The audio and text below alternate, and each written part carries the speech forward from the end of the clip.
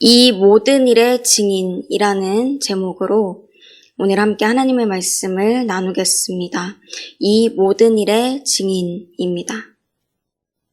어떤 일이 실제로 일어났다고 해도 그것이 사람의 상식으로 생각했을 때 일어날 수 없다고 생각되는 것, 생소한 것은 신뢰를 잘 받지 못합니다. 실제로 보거나 들은 사람이 없다면 더 그렇겠죠. 실제로는 있지만 없는 것처럼 되어버리는 것입니다. 그런데 누군가가 내가 그 일이 일어난 것을 또 내가 그것을 보았다, 들었다, 경험했다 라고 한다면 신뢰성이 생기기 시작합니다. 그러한 진실된 증인이 한 사람, 두 사람, 세 사람 점점 증언할수록 그것이 사실로 이제 받아들여지게 되는 것이죠. 그러므로 증인은 또 그가 하는 증언은 참으로 중요한 것입니다.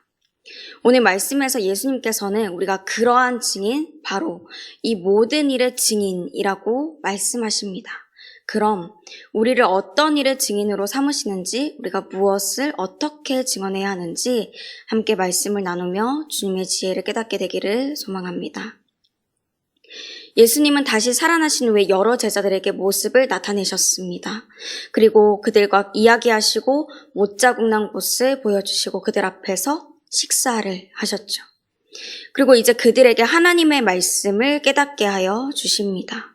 45절의 말씀을 보니 제자들의 마음을 열어 성경을 깨닫게 하셨다고 하고 있죠. 이전에는 예수님께서 그들과 함께 계셨을 때 그때 들려주셨던 그 약속의 말씀, 구약의 말씀이 어떻게 성취될지 알 수 없었지만 이제는 예수님께서 그들을 구원하러 오신 메시아이시고 기록된 모든 말씀이 그 메시아이신 예수님을 통하여 이루어졌다는 것을 깨닫게 하여 주신 것입니다. 하나님의 구원 계획을 밝히 드러내 보여주시는 것이죠. 그럼 왜 예수님께서는 제자들에게 계속 자신을 이렇게 나타내 보여주시고 이렇게 말씀을 확증하여 주셨을까요? 바로 그들을 부활의 증인으로 삼으시기 위해서입니다. 이 모든 일 가운데 하나, 바로 부활의 증인으로 주님은 우리를 부르십니다. 46절 말씀입니다. 또 이르시되 이같이 그리스도가 고난을 받고 제3일에 죽은 자 가운데서 살아날 것과 하나님의 구원의 계획 가운데에서 가장 중요한 기초가 되는 것은 예수님의 부활입니다. 그럼 부활이 중요한 이유가 무엇입니까? 예수님의 부활이 우리에게 소망이 되기 때문입니다. 우리는 죄로 인해서 죽을 수밖에 없는 그런 존재들이었지만 예수님께서 십자가에서 우리를 위해 대신 죽으심으로 모든 죄의 문제를 해결하여 주셨습니다. 그리고 부활하심으로 그 죄의 결과인 사망을 이기신 것입니다.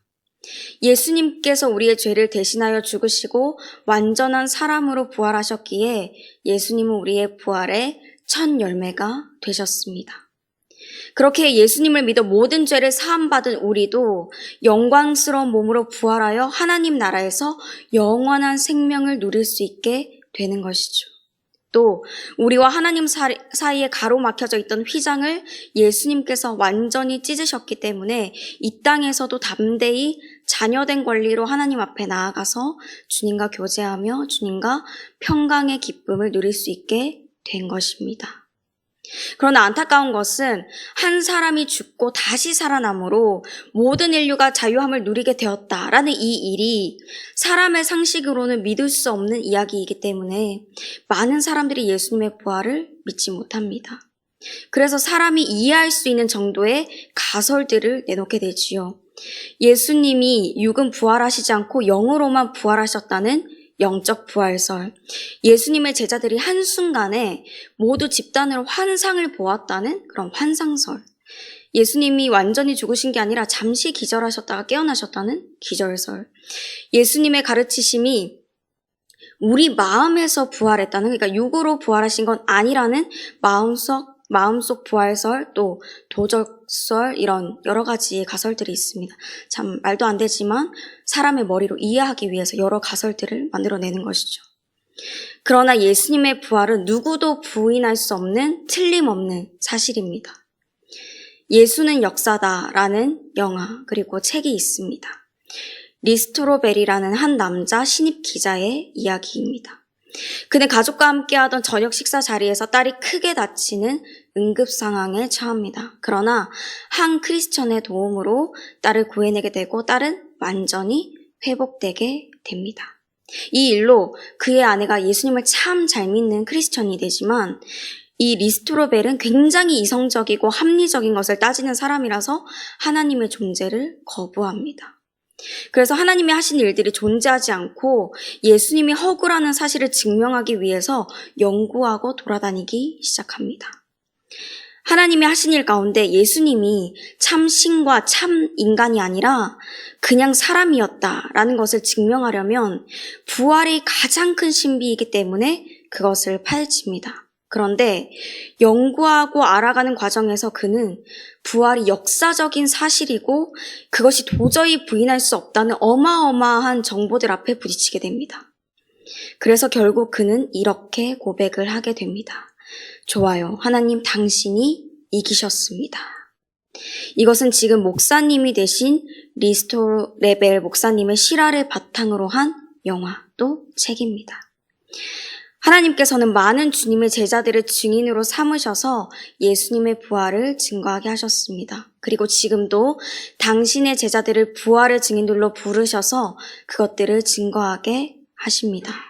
하나님은 우리에게도 이것을 보고 듣고 경험하고 기록한 이들 또 전한 이들을 통해 기쁜 부활의 소식을 듣게 하셨고 마음을 온전히 열어주셔서 부활을 믿게 해주셨습니다. 그러므로 이 은혜를 받은 우리도 부활에 대한 확신을 가지고 부활의 증인으로 담대히 서기를 바랍니다. 둘째로 주님은 우리를 죄 사함을 받게 하는 회개의 증인으로 세우십니다. 죄 사함을 받게 하는 회개의 증인으로 세우시는 것입니다. 그러면 죄 사함을 받게 하는 회개는 무엇일까요? 모든 사람은 자신의 죄로 인해 죽을 수밖에 없는 존재인데 그러나 누구든지 예수님의 이름을 믿으면 이전에 지었던 자신의 죄가 예수님의 피로 깨끗하게 씻어집니다. 용서받아 새 사람이 되는 것이죠. 그리고 우리가 또다시 유혹을 받아 죄를 짓는다 할지라도 놀라운 권세가 있으신 예수님의 이름을 부르고 즉시로 죄를 짓던 생활에서 돌이켜 주님께로 향하면, 다시 말하면 회개한다면 그 즉시로 죄를 용서를 받는다는 것입니다. 구약의 제사와 같이 또다시 피 흘리는 제사를 지내는 것이 아니라 단지 예수님의 이름을 부르면 됩니다. 이것이 무엇입니까? 바로 복음입니다. 그런데 예수님께서는 이 복음이 예루살렘에서만 이루어지는 것이 아니라 모든 족속에게 전파될 것이라고 말씀하셨습니다. 47절과 48절 말씀입니다. 또 그의 이름으로 죄 사함을 받게 하는 회개가 예루살렘에서 시작하여 모든 족속에게 전파될 것이 기록되었으니 너희는 이 모든 일의 증인이라. 그럼 이 어려운 복음의 증인으로서의 역할을 우리가 어떻게 감당할 수 있을까요? 결코 우리의 힘으로 되지 않고 우리와 함께 하시는 성령님으로만 감당할 수가 있습니다. 49절에서 예수님이 말씀하십니다.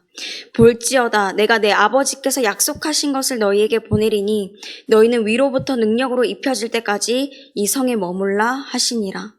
하나님께서는 요엘 선지자를 통하여서 성령 하나님을 모든 자들에게 부어주실 것이라 약속하셨습니다. 그리고 예수님께서도 그 성령님을 우리에게 보내주실 것이라고 약속하고 계시는 것이죠. 이 성령님이 우리 안에 계시면 우리는 이전과 전혀 다른 삶을 살아가게 됩니다. 성령님이 임하신다는 것은 하나님의 능력이 우리 안에 들어오는 것이기 때문입니다. 이제는 내 의지나 내 욕심이 나를 끌고 살아가는 것이 아니라 하나님의 능력이 나를 주장하게 되는 것입니다. 그래서 모든 말이나 행동을 통해 하나님의 성령의 능력이 나타나게 되는 거죠. 영적인 어린아이에서 장성한 믿음의 분량의 사람으로 변화하게 됩니다. 그리고 성령님의 능력이 입혀지면 군사가 전쟁터에 갑옷을 입고 나갔을 때 자신감이 생기고 두려움이 없어지는 것처럼 사도행전 1장 8절에 오직 성령이 너희에게 임하시면 너희가 권능을 받고 예루살렘과 온 유대와 사마리아와 땅끝까지 이르러 내 증인이 되리라 하시니라 라는 말씀대로 담대히 나아가 예수 그리스도를 증거할 수 있게 됩니다. 또 마태복음 28장 29절 말씀에 그러므로 너희는 가서 모든 민족을 제자로 삼아 아버지와 아들과 성령의 이름으로 세례를 베풀고 라고 하신 말씀대로 모든 민족을 제자로 삼고 완전히 성령님의 사람으로 변화시키는 그런 성령님의 세례를 전파할 수 있게 되는 것입니다. 화요일 새벽 설교 때 담임 목사님께서 우리 마음에 또 교회 안에 뜨거운 생명의 불, 바로 성령님의 역사가 있어야 된다고 말씀하여 주셨습니다. 성령님이 없이는 부활의 증인, 죄사함을 받게 하는 회개의 증인, 그 복음의 증인으로서의 사명을 온전히 감당할 수가 없습니다. 그러므로 주님의 나라를 위해서 우리를 증인으로 부르시는 주님의 사명을 감당하기 위해 우리는 반드시 성령님의 역사를 구하여야 하겠습니다. 또 한 가지, 예수님께서는 우리가 이 모든 일, 바로 복음의 증인된 우리가 사명을 감당할 때 이렇게 감당하기를 원하십니다.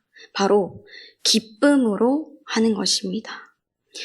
예수님께서는 40일 동안 제자들에게 나타나셔서 그들을 가르치시고 복음의 증인으로서 사명을 맡기신 후에 감람산 위에 있던 마을인 베다니 앞에서 이제 다시 제자들을 떠나가십니다.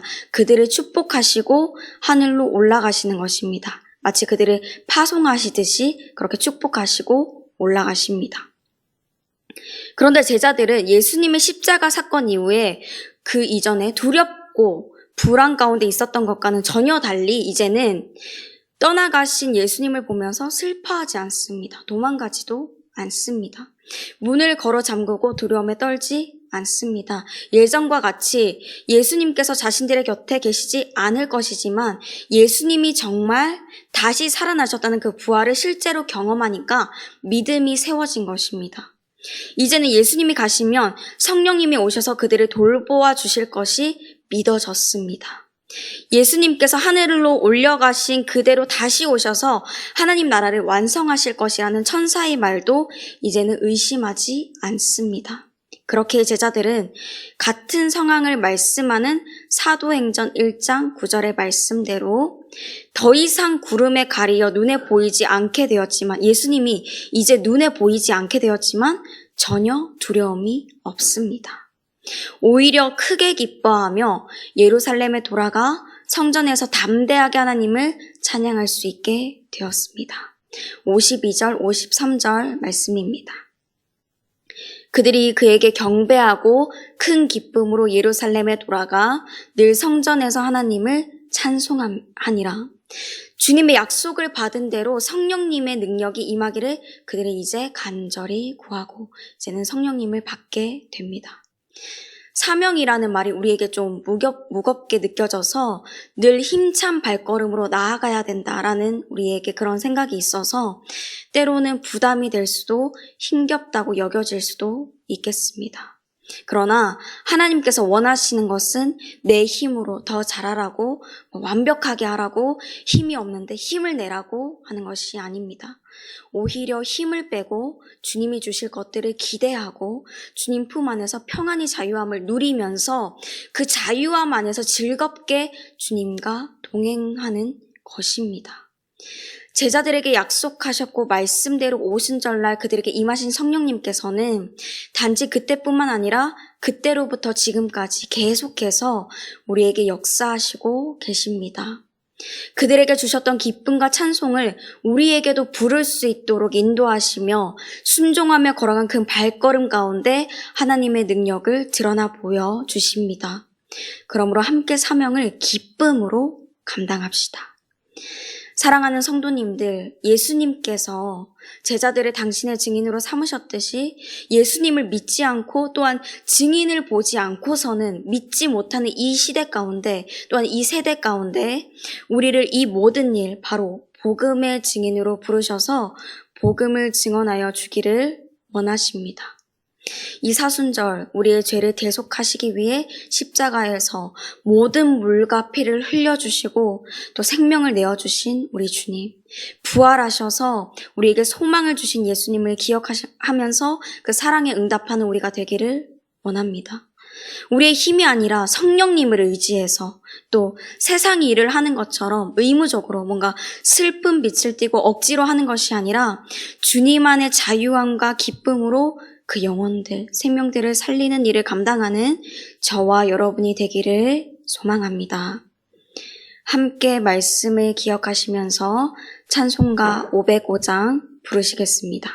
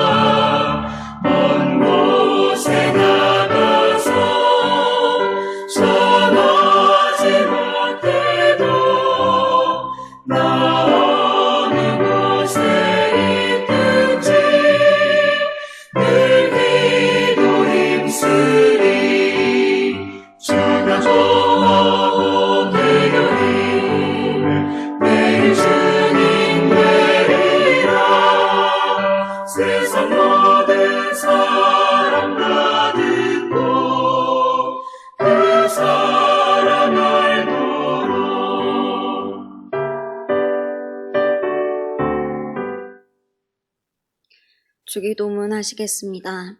하늘에 계신 우리 아버지, 아버지의 이름을 거룩하게 하시며 아버지의 나라가 오게 하시며 아버지의 뜻이 하늘에서와 같이 땅에서도 이루어지게 하소서. 오늘 우리에게 일용할 양식을 주시고 우리가 우리에게 잘못한 사람을 용서하여 준 것 같이 우리 죄를 용서하여 주시고 우리를 시험에 빠지지 않게 하시고 악에서 구하소서. 나라와 권능과 영광이 영원히 아버지의 것입니다. 아멘.